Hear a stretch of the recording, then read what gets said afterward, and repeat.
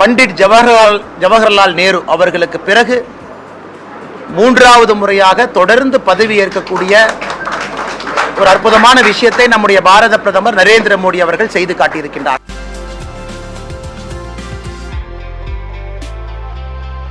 முதல்ல பாரதிய ஜனதா கட்சியை பத்திரிகையில நோட்டா கட்சின்னு எழுதுனீங்க, கட்சி எங்கேயுமே இல்லைன்னு கேட்டீங்க. என் கலைஞர் கருணாநிதி அவர்கள் பாரதிய ஜனதா கட்சி எங்க இருக்கு, அங்கும் இங்குமா ஒன்னொன்னா இருக்கு. நான் இன்னைக்கு நீங்க கேட்கிற கேள்வியை பார்க்கும் பொழுதே ஒரு மாநில தலைவருக்கு ஒரு எக்ஸ்பெக்டேஷன் வச்சிருக்கீங்க. ஓ பாஜக இன்னைக்கு ஓவர் கான்பிடென்ட்டா இலக்கு 2026ல பாரதிய ஜனதா கட்சி இங்க ஆட்சியை பிடிக்கணும், அதான் இலக்கு. காரணம்னா ஆனா கை தட்டாதீங்க.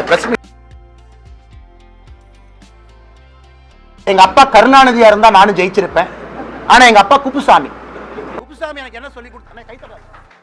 குப்புசாமி என்ன எங்களுடைய வணக்கத்தை தெரிவித்துக் கொள்கின்றோம். 2024 பாராளுமன்ற தேர்தலுக்கு பிறகு நம்முடைய கட்சி அலுவலகத்தில் நம்முடைய பத்திரிகை நண்பர்களை சந்தித்துக் கொண்டிருக்கின்றோம். அருமை சகோதர சகோதரிகளே, பாரதிய ஜனதா கட்சி தேசிய அளவில் நம்முடைய தேசிய ஜனநாயக கூட்டணி ஒரு பெரிய சரித்திரத்தை படைத்து பண்டிட் ஜவஹர்லால் நேரு அவர்களுக்கு பிறகு மூன்றாவது முறையாக தொடர்ந்து பதவி ஏற்கக்கூடிய ஒரு அற்புதமான விஷயத்தை நம்முடைய பாரத பிரதமர் நரேந்திர மோடி அவர்கள் செய்து காட்டியிருக்கின்றார். அது மட்டும் இல்லாம உங்களுக்கு தெரியும், தொடர்ந்து 10 ஆண்டு காலம் ஆட்சியில் இருந்து உலக அரசியல் வரலாற்றில் மூன்றாவது முறையாக ஆட்சி கட்டளை தொடர்ந்து அமர்வது ஒரு கடினமான ஒரு செயல். அதை இன்னைக்கு நம்முடைய தேசிய ஜனநாயக கூட்டணி அதை முறியடித்து தொடர்ந்து மூன்றாவது முறையாக நம்முடைய தேசிய ஜனநாயக கூட்டணி ஆட்சி கட்டளிலே அமர இருக்கிறது. ஆனால் யாரும் கைத்தட்டாதீங்கன்னா பிரஸ் மீட் அண்ணா, யாரும் கைத்தட்டாதீங்க. இது குறிப்பாக நம்முடைய மக்களுக்கு 142 கோடி மக்களுக்கு 98 கோடி வாக்காளர்களுக்கு இந்த நேரத்தில் தமிழகத்தில் இருக்கக்கூடிய எல்லா வாக்காளர்களுக்கும் கூட நாங்கள் நன்றி கடன் பட்டிருக்கின்றோம். முழுவதுமாக இந்தியாவை பொறுத்தவரை பாரதிய ஜனதா கட்சி நமக்கென்று ஒரு இலக்கை வைத்து வேலை செய்தோம். இந்த இலக்கு அடைய வேண்டும், அதுவும் மூன்றாவது முறை கடினமாக இருந்தாலும் கூட அந்த இலக்கை அடைந்து ஆட்சிக்கு வர வேண்டும் என்கின்ற இலக்கை வைத்து வேலை செய்தோம். ஒரு மாநிலத்திற்குமே ஒரு தனிப்பட்ட முறையில் ஒரு இலக்கு. நிறைய மாநிலங்கள் தங்களுடைய இலக்கு பூர்த்தியாக அதை செய்து காட்டியிருக்கின்றார்கள். சில மாநிலங்களில் எதிர்பார்த்த அளவுக்கு நமக்கு அங்கே சீட்டு கிடைக்கல. ஆனால் ஒட்டுமொத்தமாக நீங்கள் பார்த்தீங்கன்னா ஒரு மிகப்பெரிய ஒரு வெற்றியை மூன்றாவது முறையாக பெற்று ஆட்சி கட்டலுக்கு வந்திருக்கின்றோம் என்பது எங்களுக்கு ஒரு பெரிய சந்தோஷமே. நேற்று நம்முடைய பிரதம மந்திரி பாரத பிரதமர் திரு நரேந்திர மோடி அவர்கள் பேசும் பொழுது நம்முடைய கட்சி அலுவலகத்தில் ஒரு விஷயத்தை சொன்னாங்க. நீங்கள் எந்த அளவுக்கு நாட்டு மக்கள் உழைக்கின்றீர்களோ அதை விட அதிகமாக நான் உழைக்கப் போகின்றேன். நீங்கள் 10 மணி நேரம் உழைக்கிறீங்கன்னா நான் 18 மணி நேரம் வேலை செய்ய போகிறேன். அடுத்து நம்முடைய இலக்கு தேர்தல் பிரச்சாரத்தின் பொழுது நாம் சொல்லியிருக்கக்கூடிய வளர்ச்சி அடைந்த பாரதம், அடுத்த 100 நாட்களுக்கு நாம் வைத்திருக்கக்கூடிய வளர்ச்சி இலக்கு எல்லாம் கூட இந்த 5 ஆண்டுகளில் நாங்கள் பூர்த்தி செய்வோம். இந்தியாவில் குறிப்பாக வறுமை என்பது கடந்த கால பேச்சாக மட்டும் இருக்கும், அதற்காக நாங்கள் உழைப்போம் என்று பிரதமர் அவர்கள் சொல்லியிருக்கின்றார். அதே நேரத்தில் தமிழகத்தில் பாரதிய ஜனதா கட்சி வளர்ந்திருக்கிறது, எந்த மாற்று கருத்தும் இல்லை. தேசிய ஜனநாயக கூட்டணி நாங்கள் மொத்தமாக சேர்ந்து வளர்ந்திருக்கின்றோம். இந்த முறை தேசிய ஜனநாயக கூட்டணி சார்பாக பாராளுமன்ற உறுப்பினர்களை அனுப்பி வைக்க வேண்டும் என்கின்ற இலக்கு இருந்துச்சு. அந்த இலக்கு எங்களால் அடைய முடியவில்லை என்பது எங்களுக்கு வருத்தமே. நம்முடைய தலைவர்கள் எல்லாம் களத்தில் இருந்தார்கள், மிக கடுமையாக போராடினோம். ஆனால் இங்கிருந்து பாராளுமன்ற உறுப்பினர்களை இந்த முறை அனுப்பி வைக்க வேண்டும் என்று நாங்கள் எதிர்பார்த்தது நடக்கவில்லை. வாக்கு சதவீதம் அதிகமாக இருக்கிறது. மக்கள் எல்லா இடத்திலும் கூட பாரதிய ஜனதா கட்சிக்கு ஆதரவு கொடுத்திருக்கின்றார்கள். நிச்சயமாக இதை ஒரு படிப்பனையாக எடுத்துக்கொண்டு அடுத்து நடக்க இருக்கக்கூடிய தேர்தலில் நிச்சயமாக பாரதிய ஜனதா கட்சி தேசிய ஜனநாயக கூட்டணி இங்கிருந்து எங்களுடைய வெற்றி வேட்பாளராக மாற்றி பாராளுமன்றத்திற்கு அனுப்புவோம் என்கின்ற உறுதி நாங்கள் எடுத்திருக்கின்றோம். இன்னும் கடினமாக உழைப்போம். ஏதாவது இடத்துல தவறு நடந்திருந்தால் அதை அடுத்த 1 வாரத்தில் பரிசீலனை செய்வோம். அதை இன்னும் எப்படி சிறப்பாக செய்திருக்க முடியும் என்று யோசனை செய்து அதே நேரத்தில் மக்கள் கொடுத்திருக்கக்கூடிய தீர்ப்பை தமிழகத்தில் தேசிய ஜனநாயக கூட்டணி பாரதிய ஜனதா கட்சி நாங்கள் தலை வணங்கி ஏற்றுக்கொள்கின்றோம். மக்கள் எப்பொழுதும் யோசித்து தான் ஒரு தீர்ப்பை கொடுப்பாங்க. எங்களுக்கு வாக்கு சதவீதத்தை அதிகப்படுத்த வேண்டும் என்று அது எம்பிக்களாக மாற்ற முடியவில்லை, அதை மாற்றுவோம். அதனால் மக்கள் கொடுத்திருக்கக்கூடிய தீர்ப்புகளை ஏற்றுக்கொண்டு இங்கே வெற்றி பெற்றிருக்கக்கூடிய 39 தமிழகத்தில் புதுச்சேரி 1 40 நம்முடைய இந்தி கூட்டணியினுடைய சகோதர சகோதரிகளுக்கு எங்களுடைய மனமார்ந்த வாழ்த்துக்களை தெரிவித்துக் கொள்கின்றோம். அவர்களுக்கு மத்திய அரசு அடுத்த 5 ஆண்டு காலம் மோடி அவர்களுடைய அரசு அவர்களோடு இணைந்து தமிழகத்திலே பணியாற்றுவதற்கு ஒரு கட்சியாக நாங்கள் முழு ஒத்துழைப்பும் அரவணைப்பும் அவர்களுக்கு கொடுப்போம். காரணம், மோடி ஐயாவுடைய நலத்திட்ட பணிகள் தமிழகம் முழுவதும் வந்து சேர வேண்டும் என்பது எங்களுடைய ஆசை. அதனால் மற்றும் ஒரு முறை தமிழகத்தில் திராவிட முன்னேற்ற கழகம் தலைமையிலான இந்தி கூட்டணிக்கு எங்களுடைய நல்வாழ்த்துக்களை தெரிவித்துக் கொள்கின்றோம். காரணம், 2வது முறையாக தொடர்ந்து ஒரு பெரிய ஒரு வெற்றியை தமிழகத்தில் பெற்றிருக்கின்றார்கள். அதே நேரத்தில் வெற்றி பெற்றிருக்கக்கூடிய எம்பிக்களும் கூட மக்கள் பணி செய்வதற்கு ஒரு கட்சியாக, அதுவும் நம்முடைய கட்சி அங்கே ஆட்சியில் இருக்கிறனால என்ன ஒத்துழைப்பு நல்க முடியுமோ, எங்களுடைய இலக்கு பாரத பிரதமருடைய நலத்திட்டங்கள் கீழே வர வேண்டும் என்பது இலக்கு. அதற்காக எங்களுடைய முழு ஒத்துழைப்பு இருக்கும் என்பதையும் இந்த நேரத்தில் நாங்கள் தெரிவித்துக் கொள்கின்றோம். அதை தாண்டி நம்முடைய தேசிய ஜனநாயக கூட்டணி சார்பாக போட்டியிட்ட எல்லா வேட்பாளர்களுக்கும் இந்த நேரத்தில் எங்களுடைய மனமார்ந்த நல்வாழ்த்துக்களை தெரிவித்துக் கொள்கின்றோம். கடுமையாக உழைத்திருக்கின்றார்கள், இன்னும் கடுமையாக உழைப்பார்கள். சில இடத்துல குறைந்த வாக்குகள் வித்தியாசத்திலே வெற்றி வாய்ப்பை இழந்திருக்கின்றோம். சில இடத்துல இன்னும் அதிகமாக உழைக்க வேண்டும் என்று மக்கள் எங்களுக்கு அன்போடு சொல்லியிருக்கின்றார்கள். அதனால் அதிகமாக உழைப்போம். இந்த முறை எப்போதும் இல்லாத அளவுக்கு தாமரை 23 தொகுதியிலே தாமரை சின்னம் பதிந்திருக்கிறது. இதுவரை எத்தனையோ இடத்துல வாங்காத வாக்குகளை முதலாக வாங்கியிருக்கின்றோம். ஆனாலும் தீர்ப்பை தலைவணங்கி ஏற்றுக்கொண்டு இன்னும் கடுமையாக உழைக்க வேண்டும் என்று மக்கள் சொல்லியிருக்கின்றார்கள். கடுமையாக உழைப்போம். வருகின்ற காலத்தில் எங்கள் உழைப்பை நீங்கள் பார்ப்பீங்க. அதனால் நிச்சயமாக அது நடக்கும். வருகின்ற காலம் இன்னும் நல்ல ஒரு காலமாக இருக்கும். அதை தாண்டி பத்திரிகை நண்பர்களுக்கு இருக்கக்கூடிய கேள்விகளுக்கு பதில் சொல்வதற்கு நாங்கள் கடமைப்பட்டிருக்கின்றோம். காரணம், வாக்குப்பதிவுக்கு பிறகு வாக்கு எண்ணிக்கைக்கு பிறகு நம்முடைய கமலாலயத்தில் நடக்கக்கூடிய முதல் பத்திரிகையாளர் சந்திப்பு. நிறைய கேள்விகள் இருக்கலாம், மாற்று கருத்து உங்களுக்கு இருக்கலாம். அதனால் நீங்கள் எந்த கேள்விகள் கேட்டாலும் கூட பதில் சொல்வதற்கு நாங்கள் கடமைப்பட்டிருக்கின்றோம், தயாராக இருக்கின்றோம். கேட்கலாம்.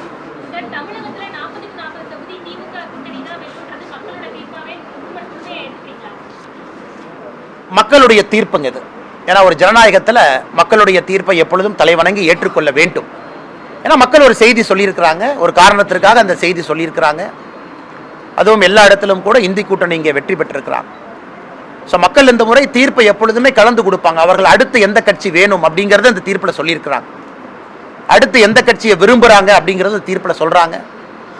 அந்த கட்சி, குறிப்பாக பாரதிய ஜனதா கட்சி, இன்னும் கடுமையாக உழைக்க வேண்டும் என்பது அந்த தீர்ப்பில் சொல்லியிருக்காங்க. அதே நேரத்தில் 40க்கு 40 இடத்துல இந்தி கூட்டணியை ஜெயிக்க வச்சிருக்கிறாங்க. அதுவும் ஒரு தீர்ப்பாக சொல்லியிருக்கிறாங்க. அதனால் அதை தலைவணங்கி நாங்கள் ஏற்றுக்கொள்கின்றோம். வருகின்ற காலத்தில் இன்னும் மக்களுடைய நம்பிக்கையை பெறுவதற்கு கடுமையாக உழைப்போம்.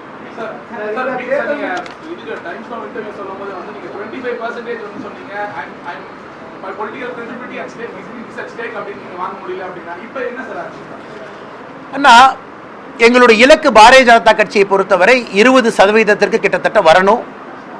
தேசிய ஜனநாயக கூட்டணி எல்லாம் சேரும் பொழுது 25% தாண்டணும். இது எங்களுக்காக நாங்கள் வைத்திருக்கக்கூடிய இலக்கு. கடுமையாக வேலை செஞ்சோங்கண்ணா.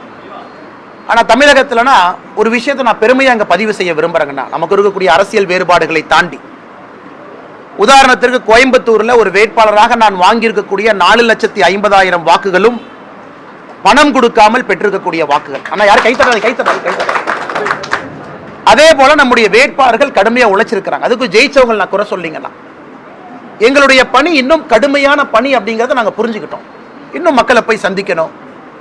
தமிழகத்திலே பண அரசியலை தாண்டி தேசியத்தை மலர வைக்க வேண்டும். ஷார்ட்கட் எடுக்காமல் இந்த கட்சியை வளர்த்தணும்னா இன்னும் கடுமையாக உழைக்கணும். ஸோ இன்னைக்கு 11% கொடுத்துருக்குறாங்க. எங்களுடைய இலக்கே 20%. பெரிய இலக்கு வச்சு தான் நாங்கள் வேலை செஞ்சோம். போன டைம் இவ்வளோ வாங்கியிருக்கோம், இன்னும் 3% ஜாஸ்தி பண்ணலாம் அப்படிங்கிற இலக்கு கிடையாதுங்கண்ணா. கம்பைண்டாக பண்ணதே இன்னும் 8 மடங்கு அதிகப்படுத்துவோம், 9 மடங்கு அதிகப்படுத்துவோம் ஒரு பெரிய இலக்கு வச்சோம். அதே போல குறுக்கு வழி இல்லாமல் இப்போ நாங்கள் எடுத்திருக்கிறத சோர்வடையாமல் அதை 2026 நாங்கள் முன்னெடுக்கணும். இன்னொரு கட்சிகள் செய்யக்கூடிய தவறுகளை நாங்கள் செய்ய விரும்பல. அதனால் 2026 ஒரு நேர்மையான அரசியலை முன்னெடுக்க போறோம். அதற்கு இன்னும் கடுமையாக உழைக்க வேண்டும் என்கின்ற பாடத்தை நாங்கள் கற்றுக்கொண்டிருக்கின்றோம். அதே போல எங்களுடைய எல்லா வேட்பாளர்களும் கூட நீங்க பாருங்க, அர்பன் சென்டர்ல பாருங்க, ரூரல் ஏரியால பாருங்க, முதலாக கட்சி வளர்ந்திருக்கு. அதனால் மிஸ்கால்குலேஷன், நாங்கள் எதிர்பார்த்த இலக்கு வரல, அதற்கு மக்கள் சொல்லியிருக்கக்கூடிய பாடம் எல்லாத்தையும் ரொம்ப பணிவாக, எந்தவித ஆங்காரம் இல்லாமல் ஹியூமிலிட்டியோடு நாங்கள் ஏற்றுக்கிறோம். இன்னும் எவ்வளவு முயற்சி செய்ய வேண்டும் என்பதை ஒரு பாடமாக எடுத்துக்கொள்கின்றோம். வருகின்ற காலத்துல இன்னும் எங்களுடைய முயற்சியை இரட்டிப்பாக்கும். சார் அண்ணா, நீங்க இங்க தமிழ்நாடு கேக்குறீங்களாண்ணே? அண்ணா, முதற்கட்டமாக தோல்விக்கான காரணம் அப்படின்னு சொல்றதை விட, ஏன்னா பாரதிய ஜனதா கட்சி உங்களுக்கு தெரியும்னா, இது வந்து பாறையை உடைத்து வெளியே வரக்கூடிய வேலையை இங்கே பாரதிய ஜனதா கட்சி செய்து கொண்டிருக்கிறது. ஒரு பாறைக்குள்ள ஒரு சின்ன வேர் போகணும்னா அது எப்படி கஷ்டப்பட்டு உழைத்து அந்த பாறையை உடைச்சு அந்த வேர் உள்ள போறதுக்கு பலாயிரம் ஆண்டுகள் ஆகும். இன்னைக்கு பாரதிய ஜனதா கட்சியினுடைய வளர்ச்சி திராவிட கட்சிகளுடைய தோளில் நடக்காம முதலாக ஒரு பெரிய அளவில் தனித்து நின்று ஜெயிக்க முடியும் என்கின்ற நம்பிக்கையோடு களத்துக்கு வந்திருக்கிறோம். அதிலே நம்முடைய கூட்டணி கட்சியினுடைய பெருந்தலைவர்கள் இருக்கின்றார்கள். உதாரணத்துக்கு ராமநாதபுரத்தில் ஓபிஎஸ் நின்னாங்க, டிடிவி அண்ணன் தேனியில் நின்னாங்க, அன்புமணி ராமதாஸ் அவர்களுடைய துணைவியார் சௌமியா அன்புமணி ராமதாஸ் அவர்கள் தருமபுரி நின்னாங்க, அண்ணன் ஏசி சண்முகம் அவர்கள் வேலூரில் நின்னாங்க, பாரிவேந்தர் ஐயா அவர்கள் பெரம்பலூர் நின்னாங்க. முதலாக பெரிய தலைவர்கள் எல்லாம் இருக்கக்கூடிய ஒரு தேர்தலை நீங்க பாக்குறீங்க. அதனால் எங்களை பொறுத்தவரை இது ஒரு கெயினா தான் நாங்க பாக்குறோங்கன்னா, இன்னும் கடுமையா உழைக்கணும், கனெக்ஷனை ஏற்படுத்தணும், மக்கள்கிட்ட அதிகமா இருக்கணும் அப்படிங்கிறது ஒரு கிடைத்திருக்கக்கூடிய பாடம். அதே நேரத்தில் நாங்கள் செல்லக்கூடிய பாதை சரியான பாதை என்பது அந்த தீர்ப்பில் தெரியுது. ரொம்ப தூரம் போகணும், ரொம்ப தூரம் ரீச் ஆகணுங்கன்னா அட்லீஸ்ட் நாங்கள் நடந்து கொண்டிருக்கக்கூடிய பாதை சரியான பாதைன்னு எங்களுக்கு மக்கள் சொல்லியிருக்காங்க. அதனால் தொடர்ந்து அந்த பாதையில் பயணிப்போம். நாங்கள் இந்த பாதையை மாற்றுவதற்கோ அச்சப்படுவதற்கோ இல்லை போகக்கூடிய வேகத்தை குறைப்பதற்கோ இந்த தேர்தலில் மக்கள் சரியான பாதையில் போறீங்க, சரியான வேகத்தில் போறீங்க, ஆனால் இன்னும் இதே நேரத்தில் போங்கன்னு சொல்லியிருக்காங்க. அதை எடுத்துக்கொண்டு இன்னும் ஆக்கப்பூர்வமாக செயல்படும்.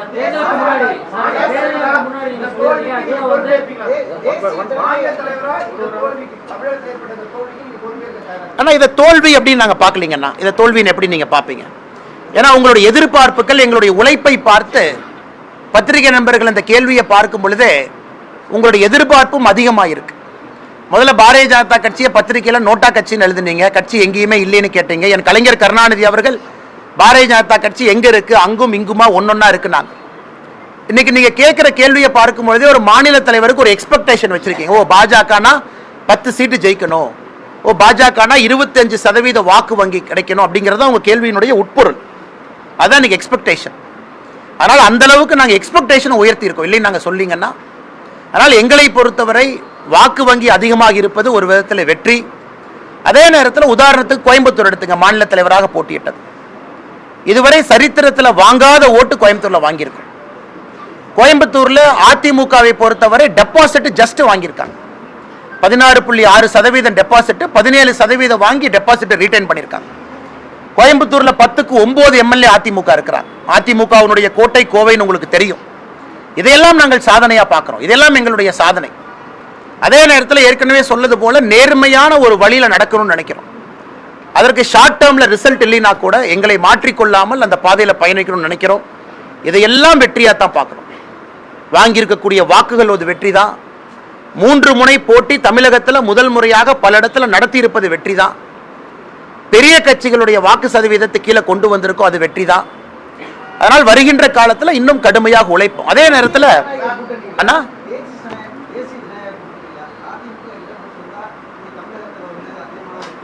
இன்னைக்கு நீங்க எடுத்து கூட்டி பார்த்தீங்கன்னா 31 இடத்துல ஜெயிச்சிருக்கணும். பட் எலெக்ஷன் அப்படி நடக்க முடியாதுங்கண்ணா. இன்னைக்கு நீங்க பிஜேபியினுடைய என்டிஏனுடைய வாக்கு சதவீதத்தையும் அதிமுக தலைமையிலான கூட்டணி வாக்கு சதவீதத்தையும் ஆட் பண்ணா ஒரு 30-31 இடத்துல நாம திமுக தலைமையிலான கூட்டணியை ஓவர்டேக் பண்றோம். 30-31 சரியா தெரியலீங்களா, 30 or 31.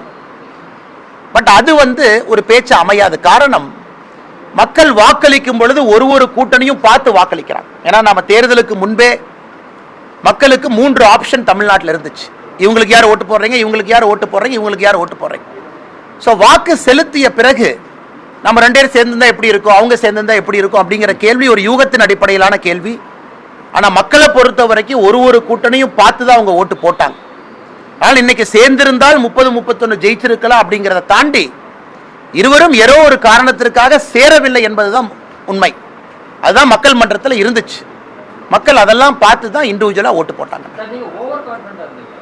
ஆனால் நான் இப்போ ஓவர் கான்ஃபிடென்ட், 2026 ஆட்சியை பிடிக்க போறோம். இல்லை இப்போ ஓவர் கான்ஃபிடென்ட், ஆனால் இன்னைக்கு ஓவர் கான்ஃபிடென்ட். ஆனால் கை தர்றது இன்னைக்கு ஓவர் கான்ஃபிடென்ட் தான். இலக்கு 2026 பாரதிய ஜனதா கட்சி இங்கே ஆட்சியை பிடிக்கணும். அதான் இலக்கு. காரணம்னா ஆனா கை தட்டாதீங்க, பிரஸ் மீட். ஏன்னா அப்படித்தான் ஒரு தலைவர் இருக்க முடியும், அப்படித்தான் இலக்கு வைத்து பணி செய்ய முடியும், அப்படித்தான் இலக்கு வைத்து வேகப்படுத்த முடியும். ஒருவேளை 2026 இன்னைக்கு 11% தான் இருக்கிறீங்க, 2026 ஆட்சியை பிடிக்கணும்னா 35% வேணும். எப்படி பிடிப்பீங்க? நீங்க கேட்கிற கேள்வியில் நியாயம் இருக்கு இல்லையா, நான் சொல்லிங்கன்னா.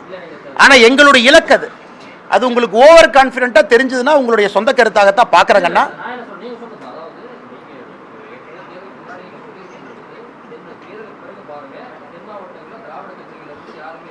திராவிட கட்சின்னு சொன்னா, திராவிட கட்சின்னு சொன்னா அனைத்து இந்திய அண்ணா திராவிட முன்னேற்ற கழகம் சொன்னா மதுரைக்கு கீழே அண்ணா ஒரு நிமிஷம் அண்ணா, நீங்க பாருங்க, இன்னைக்கும் தென் மாநிலத்தில் முதல் இலக்கு பாரதிய ஜனதா கட்சி எங்கே செல்ல வேண்டுமோ, தேசிய ஜனநாயக கூட்டணி எங்கே செல்ல வேண்டுமோ அங்க ரீச் ஆயிருக்கு. என்னை குறிப்பாக அதிமுகவினுடைய வாக்கு வங்கி நீங்க கன்னியாகுமரியில் பாருங்க, கன்னியாகுமரியில் ஆரம்பிச்சு திருநெல்வேலிக்கு வாங்க, எல்லா இடத்துலையும் பாருங்க. எந்த கட்சி குறை சொல்ல விரும்பலனா, தமிழகத்தை பொறுத்தவரை 3 முனை போட்டி 2 முனை போட்டியா மாறணும். 2 முனை போட்டியாக மாறும் பொழுது மட்டும்தான் பாரதிய ஜனதா கட்சியினுடைய வெற்றி வாய்ப்பு தென் மாவட்டத்தில் சாத்தியம். இன்னைக்கு அது நடந்திருக்கு, கடுமையா உழைச்சிருக்கிறாங்க. தென் மாவட்டத்தில் நேர்மையான அரசியலை பாரதிய ஜனதா கட்சி கையில் எடுத்துட்டு போயிருக்கு. நயினார் அண்ணன் தோக்கடிக்கணும் 2 அமைச்சர் போய் நைட் உட்கார்ந்து யாரும் பணம் கொடுக்கல பாரதிய ஜனதா கட்சியில் அந்த மாதிரி. அதனால் வருகின்ற காலத்தில் நிச்சயமா மக்கள் அந்த வெற்றியை கொடுப்பாங்க.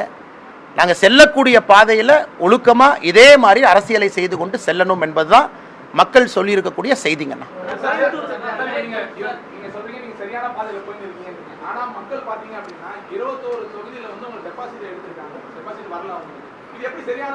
நேச்சுரலுங்கண்ணா, நேச்சுரல். 2014 திராவிட முன்னேற்ற கழகத்தினுடைய வேட்பாளரை பாருங்க, இதற்கு முன்பு தமிழகத்தில் பாருங்க, தமிழகத்தில் டெபாசிட்னா 16.6 17% வாக்கு வங்கி வாங்கணும். 50 ஆண்டு காலமாக அரசியல் இருக்கக்கூடிய கட்சிகளே இன்னைக்கு தமிழகத்தில் 7 இடத்துல டெபாசிட் இழந்திருக்காங்களே. ஆட்சியில் 5 முறை இருந்தவங்க டெபாசிட் இழந்திருக்காங்களே. முதலமைச்சராக 5 முறை இருந்தவர்கள் தமிழகத்தில் டெபாசிட் இழந்திருக்கிறாங்களே. அது நடந்திருக்கல, அதை நடத்தி காட்டியது பாரதிய ஜனதா கட்சி தானே, தேசிய ஜனநாயக கூட்டணி தானே. அதனால் உங்களுக்கு தெரியும், இன்னைக்கு பாரதிய ஜனதா கட்சியினுடைய வாக்கு வங்கி ஓவரால் 11.5% இருக்குன்னா சில இடத்துல டெபாசிட் கண்டிப்பா போயிருக்கு. ஆனால் டெபாசிட் மினிமமே 16.6%. அது கோயம்புத்தூர் மாதிரி ஒரு கோட்டையில் அதிமுக ஜஸ்ட் டெபாசிட் வாங்கியிருக்காங்க, 0.4% எக்ஸ்ட்ரா வாங்கியிருக்காங்க. அதனால் இதையெல்லாம் நாங்கள் கவலைப்பட போவது கிடையாது. எங்களுடைய பயணத்தில் இதெல்லாம் ஒரு மைல்கல்லாக தான் பார்க்குறோம். முதல்ல 17% தாண்டுங்க, அப்புறம் 30% போங்க. அதனால் இதை பார்த்து நாங்கள் எதற்கு வருத்த பண்ணுங்கண்ணா. இப்போ அண்டர் எஸ்டிமேட் பண்ணலண்ணா. நான் சொல்கிற கட்சி பேரெல்லாம் நோட் பண்ணிக்கங்க. தமிழகத்தில் இத்தனை கட்சிகள், திமுக, காங்கிரஸ், விசிகே, கம்யூனிஸ்ட், கொங்கு கட்சி, அதை தாண்டி ஒரு ஊரா போங்கண்ணா. இத்தனை கட்சிகள் சேர்ந்து இந்தியா முழுவதும் இவர்கள் ஒன்றாக இணைந்து பாரதிய ஜனதா கட்சி பெற்ற எம்பியை இந்தி கூட்டணி பெறல. எங்க கூட்டணி விடுங்கண்ணா. பாரதிய ஜனதா கட்சி நாங்கள் பெற்றிருக்கக்கூடிய எம்பி 240. இந்தி கூட்டணி பாரதிய ஜனதா கட்சி ஆட்சிக்கு வரக்கூடாது என்று தடுப்பதற்காக இவ்வளவு பெரிய கூட்டணி அமைச்சாங்க. அவர்கள் பெற்றிருக்கக்கூடிய மொத்த எம்பி 231. ஸோ இந்தி கூட்டணி பாரதிய ஜனதா கட்சியினுடைய எம்பிக்களை அவங்களால ஓவர்டேக் பண்ண முடியல. அதான் மக்கள் கொடுத்திருக்கக்கூடிய மெசேஜ். அதே நேரத்தில் உங்களுக்கு தெரியும், கொரோனா பெருந்தொற்றுக்கு பிறகு உலகத்தில் எந்த கட்சியும் தன்னுடைய ஆட்சியை தக்க வைக்கல. ட்ரம்ப் அவர்கள் ஆரம்பிச்சு ஐரோப்பிய நாடுகள் போங்க, யாருமே ஆட்சியை தக்க வைக்கல கொரோனாக்கு பிறகு. ஆனால் கொரோனாக்கு பிறகு தேசிய ஜனநாயக கூட்டணி ஆட்சியை தக்க வைத்திருக்கின்றோம். அதுவும் இந்தியாவில் பண்டிட் ஜவஹர்லால் நேரு அவர்களுக்கு பிறகு 3வது முறையாக மோடி அவர்கள் பிரதமராக வந்திருக்கின்றார்கள் என்பது சாதனை தானுங்கண்ணா. அவங்க அத்தனை கட்சி சேர்ந்து எங்க ஒரு கட்சியினுடைய எம்பி அவங்களால ஓவர்டேக் பண்ண முடியலங்கண்ணா. இதை நாங்கள் சாதனையாகத்தான் பார்க்கின்றோம். அதே நேரத்தில் லாசஸ் நடந்திருக்கு. யூபியில் எங்களுடைய எண்ணிக்கை குறைந்திருக்கிறது. நிச்சயமாக அது காஸ் ஆஃப் கன்சர்ன். அதற்கான காரணத்தை எங்களுடைய தலைவர்கள் ஆராய்வார்கள், சரி செய்வார்கள். ராஜஸ்தானில் 11 இடத்தை நாங்கள் விட்டு கொடுத்துருக்கோம். போன முறை 25, இந்த முறை 14. அதற்கான காரணத்தை ஆராய போகிறோம். மும்பையில் எங்களுடைய வின்னிங் கம்மியாக இருக்குது, அதற்கான காரணத்தை ஆராயிரும். மகாராஷ்டிராவில் 18க்கு வந்திருக்கோம், கூட்டணியாக பாரதிய ஜனதா கட்சி குறைந்திருக்கு, அதற்கான காரணத்தை ஆராயிரும். அதே நேரத்தில் நாங்கள் சந்தோஷப்படுவது, தமிழ்நாடு பாரதிய ஜனதா கட்சிகளுக்கு இன்ஸ்பிரேஷன் ஒரிசால ஆட்சிக்கு வந்திருக்கும். ஒரிசால 25 ஆண்டுகளாக மாண்புமிகு நவீன் பட்நாயக் அவர்களுடைய ஆட்சி. 25 ஆண்டுகள் பாரதிய ஜனதா கட்சி பொறுமையாக காத்திருந்து 2004 பாருங்க 0 சீட்டு, 1 சீட்டு, 3 சீட்டு, 8 சீட்டுன்னு வந்து இன்னைக்கு ஒரிசால 18 எம்பிக்களை பெற்று தனி பெரும்பான்மையோடு ஒரிசால ஆட்சி அமைக்கிறோம். இதுதான் இந்த லெசன்ல எலெக்ஷன்ல வந்திருக்கக்கூடிய பெரிய லெசனுங்க. அதனால் அது தமிழகத்தில் ஒரு நாள் அது நடக்கும். பொறுமையாக இருக்கணும், வேலையை செஞ்சுக்கிட்டே இருக்கணும். அதனால் இதையெல்லாம் இவ்வளவு பாசிட்டிவாக பார்க்குறோம். அருணாச்சல பிரதேசில் 3வது முறையாக ஆட்சியை தக்க வச்சிருக்கிறோம். இதையெல்லாம் இந்த தேர்தல் நடந்திருக்கக்கூடிய விஷயங்கள். ஆனால் எங்களை பொறுத்தவரை எங்கே தவறு நடந்திருக்கோ சரி பண்ணுறோங்க. மக்கள் கொடுத்துருக்கக்கூடிய தீர்ப்பை தலைவணங்கி ஏற்றிருக்கிறோம். யூபியில் அவ்வளோ கம்மியாக இருக்கக்கூடாது, ஆயிருக்கு. அதற்கான காரணத்தை கண்டுபிடிச்சு தலைவர்கள் சரி செய்வாங்க. மகாராஷ்டிராவில் அவ்வளோ ஆயிருக்கூடாது, நாங்கள் ஆட்சியில் இருக்கோம், ஆயிருக்கு, அதை சரி பண்ணுறோம். மக்களுடைய தீர்ப்பை காலையில் தேவேந்திர ஃபட்னவிஸ் அவங்க பிரஸ் மீட்டில் சொன்னாங்க, தலைவணங்கி ஏற்றுக்கொள்கின்றோம் என்று. அதனால் இவ்வளவு விஷயங்கள் இந்த நாட்டுக்குள்ள நடந்திருக்கு. அதனால் அதையும் நம்ம நல்லதா பார்த்து தாங்க ஆகணும்.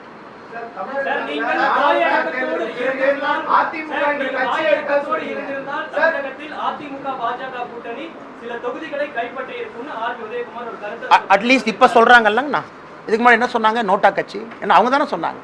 இப்ப அந்த புத்தி வந்திருக்குல்ல அவங்களுக்கு. இதுக்கு முன்னாடி என்ன சொன்னாங்க? நோட்டா கட்சி கூட்டணிக்கு வந்து பாரதிய ஜனதா கட்சி கொடி பிடிக்க கூடாது, கொடி இல்லாம 2019 தேர்தல் பிரச்சாரத்துக்கு வரணும், தேர்தல் பிரச்சாரம் நாங்களே பண்ணிக்கிறோம், நீங்க சும்மா இருந்தா போதும், 5 சீட்டு வாங்கிட்டு கூட்டணி, இதெல்லாம் சொன்னது யாருங்கண்ணா? நோட்டாவை தாண்டி வருமா? 3% தாண்டுமா? இன்னைக்கு அதிமுக என்ன சொல்றாங்க? நாங்கள் ஒன்றாக இருந்திருந்தால் ஜெயிச்சிருப்போம். அது சொல்றதுக்கு இத்தனை வருஷம் ஆச்சாங்கண்ணா. அது சொல்றதுக்கு இத்தனை, இதையே முன்னாடி சொல்லல, இதையே முன்னாடி சொல்ல. நான் தலைவர்களை பத்தி என்ன தப்பா பேசினேன்? நான் எங்க தப்பா பேசலையா? பேசினது தான் இப்பவும் பேசிட்டு இருக்கேன். ஒரு நிமிஷம், அந்த கேள்வியை முடிச்சுட்டு உங்களுக்கு வர்றேன், அந்த கேள்வியை முடிச்சுட்டு வர்றேன். அதனால் இன்னைக்கு பாரதிய ஜனதா கட்சிக்கு தமிழகத்திலே தலை நிமிர்ந்து நடக்கும் அளவுக்கு எங்களுடைய தொண்டர்களுக்கு மரியாதை வந்திருக்கு. அது பெரிய விஷயம். ஒரு தொண்டனுக்கு ஒரு கட்சியில மரியாதை தேவை. கைத்தட்டாது. என் தொண்டனுக்கு தலை நிமிர்ந்து நடக்கிறான். 23 இடத்துல கட்சி கொடியை பிடித்து ஓட்டு கேட்கிறான். 30 ஆண்டுகளாக போட்டியிடாத தொகுதியில போட்டிட்டு இருக்கிறோம். 20 ஆண்டுகளாக தாமரை போகாத இடத்துல ஓட்டு வாங்கியிருக்கோம். இப்படிதானே கட்சி வளரும். இதே ஒரிசால நீங்க நவீன் பட்நாயக் கூட கூட்டணி வைங்கன்னு 10 ஆண்டுகளுக்கு முன்பு சொல்லி இருந்தால் இன்னைக்கு பாரதிய ஜனதா கட்சி ஆட்சிக்கு வந்திருக்குமா? 1% கட்சின்னு சொன்னீங்க ஒரிசால. 2004 0 கட்சி நீங்க. 1 சீட் 2009, 14 3, 19 8. இன்னைக்கு எங்க இருக்குங்க? ஆட்சியில் இருக்கு. ஒரு கட்சி படிப்படியாகத்தான் வளர முடியும். எனக்கு கொடுத்திருக்கக்கூடிய வேலை இந்த கட்சியை வளர்ப்பதுதான் என் வேலை. இன்னொருத்தரோடு அனுசரையாக இருப்பது என் வேலை கிடையாது. எனக்கு மோடி அவர்களாக இருக்கட்டும், தேசிய தலைவர்களாக இருக்கட்டும், எனக்கு சொல்லிக் கொடுக்கிறது இந்த மைதானத்தில் இப்படித்தான் விளையாடணும்னு சொல்லி அனுப்பியிருக்காங்க. அந்த மைதானத்தில் கட்சி இப்படித்தான் விளையாடுது. ஒருவேளை அனுசரணையாக வேண்டும் என்று இந்த கட்சி நினைச்சா இன்னொரு தலைவரை போட்டு அனுசரணையா போய்க்குவாங்க. ஆனா அண்ணாமலையை பொறுத்தவரை இந்த அரசியலை செய்ய வேண்டும் சொல்லியிருக்காங்க, அப்படித்தான் செஞ்சுக்கிட்டு இருக்கும். அதுக்கு மக்கள் தீர்ப்பு கொடுத்திருக்காங்க. வெற்றி பார்க்கிறோம், தோல்வியும் பார்க்கிறோம். அதை எப்படி அடுத்த கட்டம் எடுத்து செல்ல வேண்டும் என்று யோசிக்கின்றோம், எடுத்து செல்லுவோம். அதனால பாரதிய ஜனதா கட்சி நீங்க பார்க்கணும். இன்னைக்கு ஜெயிச்சுட்டா நீங்க என்ன சொல்லுவீங்க? ஓ, பாரதிய ஜனதா கட்சி தமிழ்நாட்டில் வந்துருச்சு. இந்த பேச்சை இன்னைக்கு தானே வந்திருக்கு. இத்தனை காலமா நோட்டா கட்சின்னு எத்தனை இடத்துல பத்திரிகையில் எழுதுனீங்க. ஆனால் எங்களை பொறுத்தவரை எங்கள் இலக்கில் போறோம். நாளைக்கு காலையில் ஆட்சியை பிடிக்க வேண்டும் தமிழகத்தில் என்பது எங்களுடைய நோக்கம் இல்லைங்கன்னா அது நடக்காதுன்னு எங்களுக்கு தெரியும். இன்னும் உழைப்பு கொடுக்கணும், இன்னும் ரொம்ப தூரம் போகணும். இந்த நாவடக்கம், அதே நாவடக்கத்தோடு அவங்க பேசியிருக்கலாமே. அதே நாவடக்கத்தோடு அவங்க பாரதிய ஜனதா கட்சியினுடைய தலைவர்களை தொண்டர்களை மதிச்சிருக்கலாமே. பாரதிய ஜனதா கட்சி இந்த கட்சி அந்த கட்சி இப்போ சொல்றாங்களே, அந்த சொந்த தலைவர்களுடைய சொன்ன தலைவருடைய மகன்ல எங்க நிற்கிறாங்க? 3வது இடத்துக்கு தள்ளப்பட்டு நிற்கிறாங்க. அதே தலைவர்கள் தானே சென்னையில் பேசினாங்க. அதையெல்லாம் ஏன் நாவடக்கத்தோடு அவங்க பேசல? அதே தலைவர்களுடைய சொந்த மகன் அந்த தொகுதியில் எம்பியாக இருந்தவர் ஏன் 3வது இடத்துக்கு போகணும்? அதெல்லாம் கூட மக்கள் பார்க்கறாங்களே. எவ்வளவு ஓட்டு கம்மியா வாங்கியிருக்காங்க. சென்னையில் 3 இடத்திலும் கூட, தலைநகரத்தில் 2 இடத்துல பாரதிய ஜனதா கட்சி, இங்கே ஆளுகின்ற கட்சி 5 முறை இருந்த அதிமுகவையே 3வது இடத்துக்கு தள்ளி இருக்கும். மதுரையில் எதுக்கு அதிமுக 3வது இடத்துக்கு தள்ளி இருக்கும்?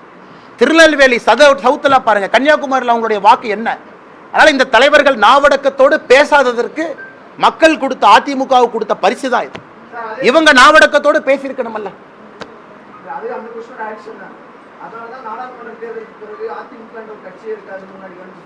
அண்ணே, ஒரு கட்சி எப்பன இருக்கும்? எம்பிக்கள் இருக்கணும், எம்எல்ஏக்கள் இருக்கணும். அந்த கட்சி வளர்ச்சி பாதையில் இருக்கணும். 2014 பாராளுமன்ற தேர்தலில் அதிமுகவினுடைய வாக்கு சதவீதம் எவ்வளவு பாருங்க? 42%. 2019 2024 அந்த கட்சியினுடைய வாக்கு சதவீதத்தை பாருங்க. ஏன் குறையுது? காரணம் நாங்களா? அவங்க பிஹேவியர். எங்க பிஹேவியர் ஒன்றும் இல்லை. எங்க வாக்கு சதவீதம் ஏன் ஏறுது? மக்கள் நாங்கள் போற பாதை சரின்னு நினைக்கிறாங்க. ஆனால் நான் மறுபடியும் சொல்றேன்னா, எந்த கட்சியும் நான் குறை சொல்ல. அண்ணன் சொன்னாங்க, அண்ணா இந்த தலைவர் இன்னைக்கு காலையில் இந்த மாதிரி சொன்னாங்க, அதுக்காக நான் பதில் சொல்லிக்கிட்டு இருக்கேன். நான் யாரையும் குறை சொல்லல. அதனால் நாவடக்கம் எங்களுக்கு தேவையா, அந்த தலைவர்களுக்கு தேவையான தமிழக மக்கள் தான் பாடம் சொல்லியிருக்காங்க. 13 இடங்களில் 13 தொகுதிகளில் 3வது இடத்துக்கு தள்ளப்பட்டு சில தொகுதிகளில் டெபாசிட்டை பறிகொடுத்திருக்கிறது. இது நீங்கள் முன்னெடுத்து வந்த அரசியலில் இருதுருவ அரசியல் தமிழகத்தில் முடிவுக்கு வருவதற்கான ஒரு துவக்க புள்ளியாக பார்க்கலாம். நான் 2026 எனக்கு ஹானஸ்டாக கேட்டீங்கன்னாங்கன்னா, தமிழக அரசியலில் முதலாக ஒரு கூட்டணி ஆட்சி மலரும். தமிழக அரசியலில் முதலாக ஒரு கட்சி ஆட்சி அமைக்க முடியும் என்பதை தமிழக மக்கள் நிராகரிப்பார்கள். இன்னைக்கு தேர்தலில் ரிசல்ட் ஒரு மாதிரி வந்திருந்தாலும் கூட ஒரு 2 பக்கம் ஓட்டு பிரிஞ்சது, ஒருத்தர் வந்துட்டாங்க அப்படின்னு சில பேர் சொல்லலாம். ஆனால் நான் 2026 முதலாக கூட்டணி ஆட்சி நடக்கும் என்பது என்னுடைய கணிப்புங்க, நான் தனிப்பட்ட முறையில். ஏன்னா 2 துருவத்திலிருந்து 3 துருவமாக மாறி இருக்கு. அதுவும் 3வது துருவம் அரசியலே நிலைத்து நிற்கும் என்கின்ற நம்பிக்கை மக்களுக்கு வந்திருக்கு. முதல்ல அது நடக்கணும். அது 2026 நடக்கும். எந்த கட்சியுமே நாங்கள் தனியாக ஆட்சியை பிடித்து விடுவோம் நினைச்சா, உதாரணத்துக்கு திமுக 2019 திமுக வாங்கின ஓட்டுக்கும் 2024 திமுக வாங்கின ஓட்டுக்கும் திமுக கொண்டாடுறாங்க. தலைவர்கள் சொல்றாங்க, ஓ இந்தி கூட்டணி ஆட்சி அமைக்கணும். 2019 திமுகவினுடைய வாக்கு 33.52%. அதே திமுக இன்னைக்கு 5 ஆண்டுகள் கழித்து 26% வந்திருக்காங்க. கிட்டத்தட்ட திமுகவை பொறுத்தவரை 6% திராவிட முன்னேற்ற கழகம் தன்னுடைய வாக்கை இழந்திருக்கிறார். அது என்ன மெசேஜுங்கண்ணா? அப்படின்னா 5 வருடத்தில் திராவிட முன்னேற்ற கழகம் 6% இழந்திருக்கு பாராளுமன்ற தேர்தல். ஆனால் பாரதிய ஜனதா கட்சி 2019 அகில இந்திய அளவில் 38%, இன்னைக்கு 36%, 1% நாங்கள் இழந்திருக்கோம். ஒத்துக்கிறோம், நாங்கள் இழந்திருக்கோம். எதற்காக இழந்தோம் என்பதை பரிசீலனை பண்றோம். மக்கள் கொடுக்கிற தீர்ப்பை நாங்கள் ஏற்றுக்கிறோம். ஆனால் 6% வாக்குகளை இழந்திருக்கக்கூடிய திமுக இந்திய அளவில் ஜெயிச்ச மாதிரி பேசுறது என்ன நியாயங்கண்ணா? இன்னைக்கு பாரதிய ஜனதா கட்சிக்கு தோல்வி என்று சொல்லக்கூடிய திமுக அவர்களுடைய வாக்கு சதவீதம் எதற்காக 6% கீழே வந்திருக்கு? நான் திமுக கூட்டணி பத்தியே பேசலனா, திமுக சிம்பலுடைய ஓட்டை பத்தி பேசுறேன் சார். 2019 டிஎம்கே சிம்பல் ஓட்டு 33.52%. 2019 திமுக சிம்பல் ஓட்டு 26.93. இது ஒரு சாதனையா நாங்க பார்க்கிறோம். தமிழகத்தில் பாரதிய ஜனதா கட்சிக்கு அந்த வாக்கு மாறி இருப்பதாக நாங்கள் பார்க்கின்றோம். காரணம், 2019 அதிமுகவினுடைய ஓட்டுக்கும் 2024 அதிமுக ஓட்டுக்கும் பாராளுமன்றத்தை பொறுத்த வரைக்கும் அதே லெவலில் தான் இருக்கு. அப்ப திமுகவினுடைய 6% ஓட்டு எங்க போச்சுங்கன்னா, அது பாரதிய ஜனதா கட்சியின் பக்கம் வந்திருக்கு. அதைத்தான் இந்த தேர்தல் 2024 தேர்தல் சொல்லுதுன்னு நாங்க பார்க்கிறோம். ஆனா நான் தமிழர் கட்சி இந்த நேரத்தில் நான் பாராட்டுறேங்கண்ணா. காரணம், எங்களுக்கும் அவர்களுக்கும் அரசியல் சித்தாந்த அடிப்படையிலே கடுமையான வாக்குவாதங்கள் நடந்தாலும் கூட நேர்மையாக இந்த களத்தில் அவங்க நின்றுக்கிறாங்க. பணம் கொடுக்காம நின்றுக்கிறாங்க. நான் பாராட்டுறேன். எல்லா இடத்திலும் கூட ஒரு வேட்பாளரை கொண்டு வந்து அவங்க போட்டு ஒரு அடிப்படை கட்டமைப்பு இல்லாம தமிழகத்தில் நாம் தமிழர் கட்சி எலெக்ஷன் நின்றுருக்காங்க. அதனால் நம்ம சும்மா ஒரு குற்றம் சொல்றதுக்காக ஒருத்தர் நான் குற்றம் சொல்ல விரும்பல. அதுவும் கூட்டணி இல்லாம தனிஞ்சு நின்றுக்கிறாங்க, புது சிம்பல்ல நின்றுக்கிறாங்க. தேர்தலுக்கு முன்பு ஒரு புது சிம்பல்ல நின்றுருக்காங்க. ஆனால் நாம் தமிழரை பொறுத்தவரை தமிழகத்தில் அவர்களும் ஒரு செய்தி சொல்றாங்க, திராவிட அரசியலிலிருந்து தமிழக மக்கள் வெளியே வர ஆரம்பித்திருக்கின்றார்கள் என்பது நாம் தமிழர் கட்சியும் சொல்ற செய்தி. ஏன்னா குறை சொல்வதற்காக இந்த நேரத்தில் குறை சொன்னா என்னுடைய கடமையை நான் தப்பா செய்யறேன்னு அர்த்தம். அதனால் நாம் தமிழர் கட்சி களத்தில் எவ்வளவு கஷ்டப்பட்டாங்க அப்படிங்கிறத நானும் பார்த்தேன். அதனால் நாம் தமிழரை பொறுத்தவரை அவர்களுக்கு அவங்க சித்தாந்தத்தை மக்கள் முன்னாடி வைக்கிறாங்க. நான் ஏற்கனவே சொன்ன, தயவு செஞ்சு சீமான் அண்ணனை கம்பேர் பண்ணி இந்த போட்டி கொண்டு வராது. இல்ல பாரதிய ஜனதா கட்சியை விட அதிக ஓட்டு வாங்கிடுவாங்க, அதெல்லாம் தேவையில்லாத வேலைங்க. அதுக்குள்ள நாம் போக வேண்டாம். அவருடைய பாதையில் அவர் பயணிக்கட்டும், எங்க பாதையில் நாங்க பயணிக்கிறோம். இந்த முறை நான் இல்ல நாங்க ஓட்டு அதிகமாக வாங்கிட்டோம், நாம் தமிழர் கட்சி அண்ணன் கட்சியை கலைப்பார நான் கேட்க விரும்பல. அவர் பாதை தனி பாதை, அவர் போட்டோம். ஆனால் நாம் தமிழர் கட்சி நேர்மையாக இந்த அரசியல் நின்றுருக்காங்க. தமிழக அரசியல்ல நேர்மையா வாக்கு வாங்கியிருக்காங்க. அதை இந்த நேரத்தில் நான் பாராட்டித்தான் ஆக வேண்டும்.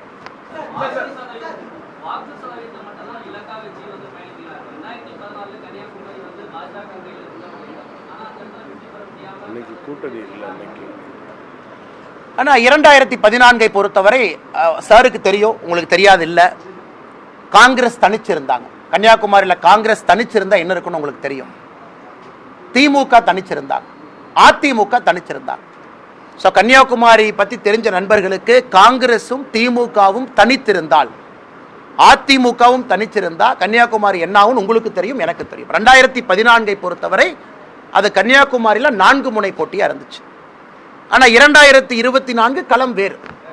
ஆனால் எங்களுடைய வேட்பாளர் கடுமையாக உழைத்து இன்னும் அதிகமான வாக்குகளை பெற்று நம்முடைய வேட்பாளர்கள் இந்த நேரத்தில் சாதனை செய்திருப்பதாக தான் நாங்கள் பார்க்குறோம். ராகுல் காந்தி அவர்களுடைய பாரத் ஜோடோ யாத்திரை ஆரம்பிக்கப்பட்ட இடம் அது. கன்னியாகுமரிக்குள்ள காங்கிரஸும் டிஎம்கேவும் ஒன்னா சேரும் பொழுது அது ஒரு ஃபார்மிடபிள் காம்பினேஷன். ஏன்னா உங்களுக்கு டெமோகிராஃபி தெரியும். அதை தாண்டி இன்னைக்கு பாரதிய ஜனதா கட்சி அங்கே நின்று இந்த வாக்கை எடுத்து வருகின்ற காலத்தில் வெற்றி பெறுவோங்க நம்பி. ஏன்னா 2014 கன்னியாகுமரியும் 2024 கன்னியாகுமரியும் ஃபேர் கம்பேரிசன் இல்லைங்கன்னா அது கண்டிப்பாக வேறு வேறு களம் இரண்டும். வரேன் இங்கிருந்து வரேன்.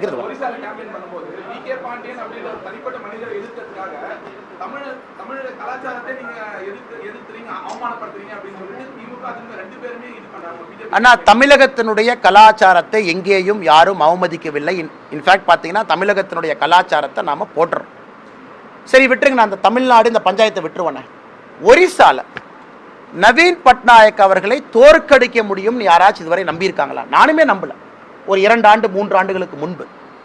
ஆனா இன்னைக்கு எப்ப வி.கே. பாண்டியன் அவர்கள் முழு நேர அரசியலுக்கு வந்தாங்களோ ஒரிசா மக்கள் தோற்கடிச்சிருக்காங்க. என்ன மெசேஜுங்கண்ணா? ஒரிசா மக்கள் அவர்களுடைய மண்ணை சார்ந்த அரசியலை எடுத்து நடத்த வேண்டும் என்று அவங்க முடிவு பண்ணியிருக்காங்க. அதில் நீங்கள் நான் எப்படி குற்றம் சுமத்த முடியும்? அந்த மக்களுடைய ஆதங்கம் ஒரிசாவை பொறுத்தவரை மண் சார்ந்த அரசியலா இருக்கணும்.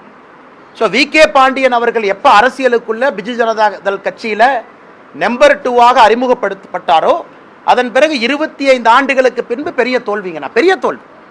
அது பாரதிய ஜனதா கட்சியினுடைய எம்எல்ஏ எங்க இருந்துச்சு, இன்னைக்கு தனிப்பெரும்பான்மையில வந்திருக்கும். அதனால் பாரதிய ஜனதா கட்சி பிரச்சாரத்தின் பொழுது என்ன சொன்னார்களோ அதை ஒரிசா மக்கள் அங்கீகாரம் செய்வதாகத்தான் இந்த தீர்ப்பை நாங்க பார்க்கிறோம். அதே நேரத்தில் எங்கேயும் நாங்க பண்ணல. யாரோ வாட்ஸ்அப்ல ஒரு வீடியோ போடுறாங்க, இந்த வீடியோவில் யாரோ சாப்பிட்ற மாதிரி போடுறாங்க. அது பாரதிய ஜனதா கட்சி நாங்க போட்டோமா, எங்க அதிகாரப்பூர்வ பக்கத்தில் நாங்க போட்டோமா, இல்ல பாரதிய ஜனதா கட்சியினுடைய தலைவர் ஒரிசாவை சார்ந்தவங்க யாராச்சும் போட்டாங்களா? யாருமே போடல. அந்த வீடியோவை யாரு கிரியேட் பண்ணாங்கன்னு தெரியாது. அந்த வீடியோவை வைத்துக்கொண்டு அவங்க கருத்து கொடுக்குறாங்க. அது பாரதிய ஜனதா கட்சி அதிகாரப்பூர்வ வீடியோவே கிடையாது. இப்போ தமிழ்நாட்டில் திமுகவை பற்றி ஒரு வீடியோ வருதுங்க, அது நான் போட்டால் நீங்கள் கருத்து எங்கிட்ட கேட்கலாம். அது வேற யாராச்சும் போட்டால் கருத்தை நான் எப்படி சொல்ல முடியுங்கண்ணா? ஆனால் தேர்தலை பொறுத்தவரை ஒரு தேர்தலும் சில நேரத்தில் ஒரு கட்சி அந்தஸ்து இழக்குது, அடுத்த தேர்தல் நடக்கும் பொழுது மறுபடியும் அந்தஸ்தை பெற்றிருக்குது. அது கிளாசிக் உதாரணம் ஆந்திர பிரதேசில். போன முறை சந்திரபாபு நாயுடு அவர்கள் தெலுங்கு தேசம் கட்சி எங்க இருந்துச்சுன்னு நமக்கு தெரியும். இன்னைக்கு தெலுங்கு தேசம் கட்சி 175 இடத்துல அப்படியே ஸ்விங் பண்ணி 158. அதனால் அரசியலை பொறுத்தவரை எப்பொழுதும் ஆச்சரியம் நடக்கலாம். ஆனால் தலைவர்கள் களத்தில் வேலை செய்யணும், செஞ்சுக்கிட்டு இருக்காங்க. அதனால் இங்கே குறைஞ்சிருச்சு அங்கே குறைஞ்சிருச்சுன்னு பார்க்கறத விட இது ஒரு பாலிடிக்ஸில் சில நேரம் உயரமும் சில நேரம் சரிவும் வருவது சகஜம் தான் பார்க்குறோம்.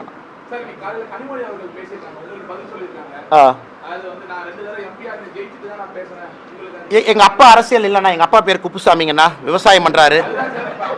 சொல்றது கேளுங்க, எங்க அப்பா பேர் கருணாநிதி இல்ல, அவர் 6 டைம் எம்எல்ஏவா இல்ல, 7 டைம் எம்எல்ஏவா இல்ல. எங்க அப்பா தோட்டத்துல ஆடு மாடு மேய்ச்சு விவசாயம் பண்றாரு, ஒரு பையன் நானு.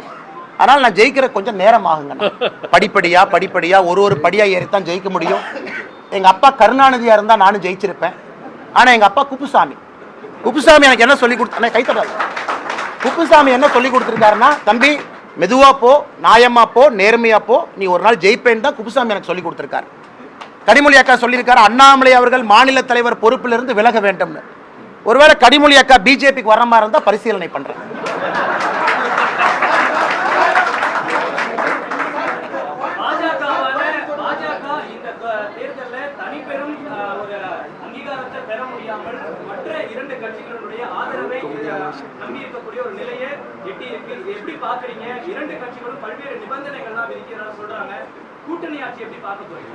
அண்ணா, கூட்டணி ஆட்சி எங்களுக்கு புதிது இல்லைங்கண்ணா. அடல் பிஹாரி வாஜ்பேயி அவருடைய காலத்தில் ஒரு அற்புதமான கூட்டணி ஆட்சியை நடத்தி காட்டியவர்கள் நாங்கள். இந்த முறை எங்களுடைய கூட்டணி கட்சிகள் கிட்டத்தட்ட 50 பாராளுமன்ற உறுப்பினர்களை கொண்டு வர்றாங்க, முக்கியமானவர்கள். அதனால் எங்களால் ஒரு அற்புதமான 5 ஆண்டு கால கூட்டணி ஆட்சி கொடுக்க முடியும் என்று நம்புகின்றோம். அதில் 2 முக்கியமான தலைவர்கள் திரு சந்திரபாபு நாயுடு அவர்கள், திரு நிதிஷ்குமார் அவர்கள் இணைந்து எங்கள் விஷனை ஷேர் பண்ணி எங்கள் கூட நிற்க போகிறாங்கன்னா, ஆனால் எங்களுக்கு இது புதிதில்லை. ஏற்கனவே சொன்னது போல கூட்டணி ஆட்சி மிக திறமையாக சிறப்பாக எங்களால் நடத்தி காட்ட முடியும் என்பதை நரேந்திர மோடி ஐயா காட்டுவாங்க. 10 ஆண்டு காலமாக ஆட்சி எப்படி நடந்துச்சோ அதே மாதிரி தாங்க ஆட்சி நடக்கும். அதில் எந்த விதமான மாற்றமும் இருக்காது. கூட்டணி ஆட்சிக்காக பாரதிய ஜனதா கட்சி தன்மையை மாற்றிக்காதுங்கன்னா, எல்லோருமையும் அரவணைத்து 10 ஆண்டு காலமாக செய்த அதே சாதனையை மறுபடியும் செய்வாங்கண்ணா. 2 தலைவர்களும் டெல்லியில் இருக்கிறாங்க. 2 தலைவர்களும் என்டிஏ மீட்டிங்கில் பங்கேற்றுக்கிட்டு இருக்காங்க. 2 தலைவர்களும் ப்ரீபோல் அலையன்ஸ் எங்களோட வந்தவங்க. 2 தலைவர்களும் எலெக்ஷனுக்கு பின்னாடி அலையன்ஸுக்கு வரல. 2 தலைவர்களும் குறிப்பாக நிதிஷ்குமார் அவர்கள் எனக்கு அது வேண்டாம் என்று சொல்லி வந்தவங்க. இந்தி கூட்டணியை ஆரம்பத்திலே உருவாக்குவதற்கு காரணமான நிதிஷ்குமார் அவர்கள் வேண்டாம் என்று சொல்லிவிட்டு எங்களோடு வந்து இணைஞ்சவங்க. அதே போல சந்திரபாபு நாயுடு அவர்கள் தேர்தலுக்கு முன்பு எங்களோடு வந்து கூட்டணி ஃபார்ம் பண்ணாங்க. அதனால் நண்பர்கள் புரிந்து கொள்ள வேண்டும், it's a pre poll alliance. இது வந்து அலையன்ஸ் ஆஃப் கன்வீனியன்ஸ் இல்லைங்கண்ணா. தேர்தலுக்கு மத்தியிலே நாங்கள் இணையவில்லை. அதனால் இது நிலைத்திருக்கக்கூடிய ஒரு அங்கீகாரம் பெற்றிருக்கக்கூடிய கூட்டணிங்கண்ணா. அண்ணா, எந்த விவகாரமும் யாருக்கும் கை கொடுக்கும் என்று யாரும் சொல்ல முடியாதுங்கண்ணா. உதாரணத்திற்கு ஓட்டு போடுற மக்கள் பல விஷயத்தை பார்த்து ஓட்டு போடுறாங்க. தமிழ்நாட்டினுடைய தன்மை வேறு, கர்நாடகாவினுடைய தன்மை வேறு. இதே நீங்க தெலங்கானாவில் பாருங்க, பாரதிய ஜனதா கட்சி 4 இடத்திலிருந்து 8 இடத்துக்கு வந்திருக்கு. கர்நாடகாவில் காங்கிரஸ் ஆளுகின்ற காங்கிரஸ், அவ்வளவு வலிமையான காங்கிரஸ் இருந்தும் பாரதிய ஜனதா கட்சி 22 ஜெயிச்சிருக்கு. அதனால் இந்தியாவை பொறுத்தவரை இந்த தேர்தலில் ஒரு மாநிலத்தில் ஒரு விதமான பிஹேவியர் இருக்கு. அதனால் மக்களை பொறுத்தவரை லோக்கல் பிரச்சனையை பார்த்தாங்க, அந்த மாநிலத்துக்கான பிரச்சனையை பார்த்தாங்க, தேசிய பிரச்சனையை பார்த்தாங்க, பல விஷயங்களை பார்த்து கலந்து வாக்களித்திருக்கின்றார்கள் என்பதுதான் உண்மை. அண்ணா அண்ணா தமிழகத்திலிருந்து எல்லோருக்கும் கொடுத்திருக்கக்கூடிய பணி, அடுத்து 2026 பாரதிய ஜனதா கட்சி ஆட்சிக்கு வருவதற்கு இங்கே உழைக்க வேண்டும் என்பதுதான் எங்களுக்கு கொடுத்திருக்கக்கூடிய பணிங்க.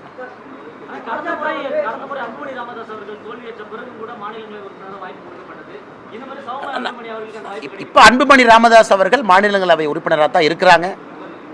அவங்க நம்முடைய தேசிய ஜனநாயக கூட்டணியினுடைய முக்கியமான ஒரு வேல்யூபிள் மெம்பர். அவங்க இருக்கிறாங்க, வேலை செஞ்சுக்கிட்டு இருக்காங்க. வருகின்றதெல்லாம் வருகின்ற காலத்தில் பொறுத்திருந்து பார்ப்போம்.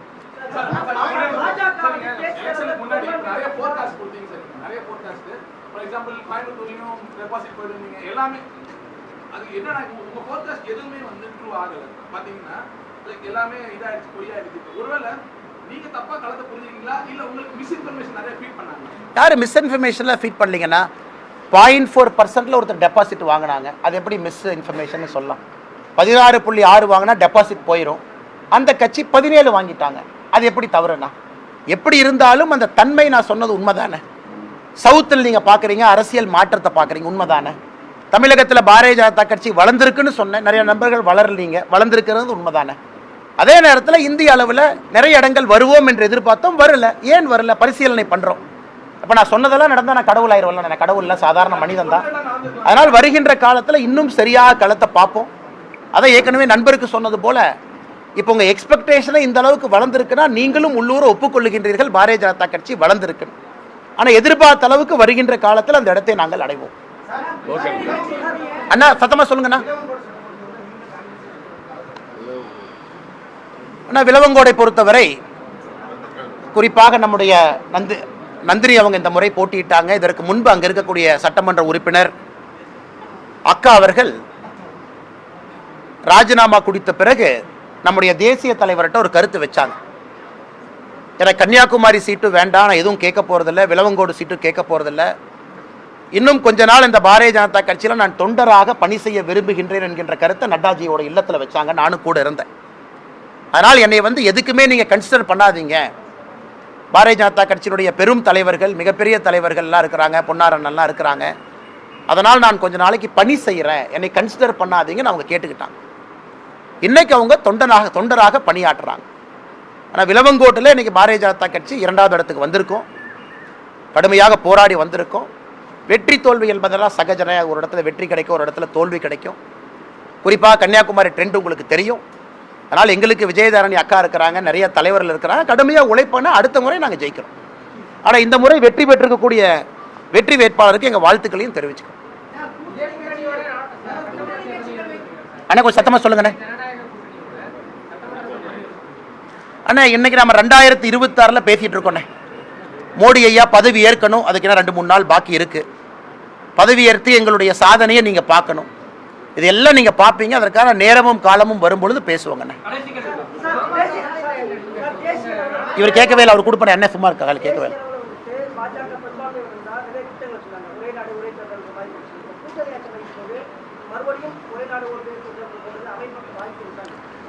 அண்ணே ஒரே நாடு ஒரே தேர்தல் என்பதை யாரும் எதிர்க்கலைங்கண்ணா, யாரும் எதிர்க்கல. அது வந்து கன்சென்சஸ் வேணும். நாம வந்து தனி பெரும்பான்மை பெற்று ஒரே நாடு ஒரே தேர்தலை கொண்டு வந்தாலும் கூட அதை கன்சென்சஸோட தான் கொண்டு வர போறோம். ஏன்னா உங்களுக்கு தெரியும், சட்டமன்றத்திலும் அதற்கு அனுமதி வேண்டும். அதை நம்ம புரிஞ்சுக்கணுங்கண்ணா. பாராளுமன்றத்தில் ராம்நாத் கோவிந்த் அவர்கள் ரிப்போர்ட்டை கொடுத்துருக்காங்க. பாராளுமன்றத்தினுடைய அனுமதி, சட்டமன்றத்தினுடைய அனுமதி பெரிய ப்ராசஸ், ஜிஎஸ்டி வந்த மாதிரிங்கண்ணா. அதனால் அப்படி இருந்தாலும் அது கன்சென்சஸ், இப்படி இருந்தாலும் கன்சென்சஸ் தான். அதை நிச்சயமாக எல்லாத்துக்கிட்டையும் பேசி எல்லோரையும் ஒரே வழி பாதையிலே கொண்டு வந்து அதை ஏற்றுவதற்கான எல்லா முயற்சியும் நம்ம கட்சி எடுப்பாங்க. ஏன்னா எங்களோட மேனிஃபெஸ்டோ ப்ராமிஸ் அது. அதனால் நீங்கள் பொறுத்திருந்து பாருங்க. எந்த நிபந்தனையும் யாரும் வைக்கலீங்கண்ணா. ஏன்னா பத்திரிகையில் வருது, எல்லாரும் டெல்லியில் இருக்கிறாங்க, எல்லாரும் வந்து முழு ஆதரவு கொடுப்பதா சொல்லியிருக்கிறாங்க. சந்திரபாபு நாயுடு அவர்கள் இன்று காலையில் பிரஸ் மீட்டில் சொன்னாங்க முழு ஆதரவு கொடுக்குறோன்னு. நிதிஷ்குமார் ஐயா நேத்தே பேசினாங்க, காலையில் முதல் விமானத்தில் டெல்லி போகிறோன்னு அவங்களும் வந்திருக்கிறாங்க. அதனால் எல்லோரும் நிபந்தனை இல்லாமல் முழு ஆதரவு கொடுத்துருக்கும் பொழுது பத்திரிகையில் யூகத்தின் அடிப்படையில் வரக்கூடிய செய்திக்கு நான் கருத்து சொன்னால் தப்பாக போயிருங்கண்ணா. அதனால் பத்திரிகை நண்பர்களுக்கு மறுபடியும் வணக்கத்தை தெரிவித்து நன்றியை தெரிவிச்சுக்கிறோம். நன்றிங்கண்ணா. ஆனால் இங்கிலீஷ் பேசிடுவாங்க. எவ்வளோ பேர் இருக்காங்க? எவ்வளோ பேர் இருக்காங்க? உங்களை வச்சலப்பா அண்ணா. இந்த வாழ்த்துக்கள்க்கா அக்கா வாங்க.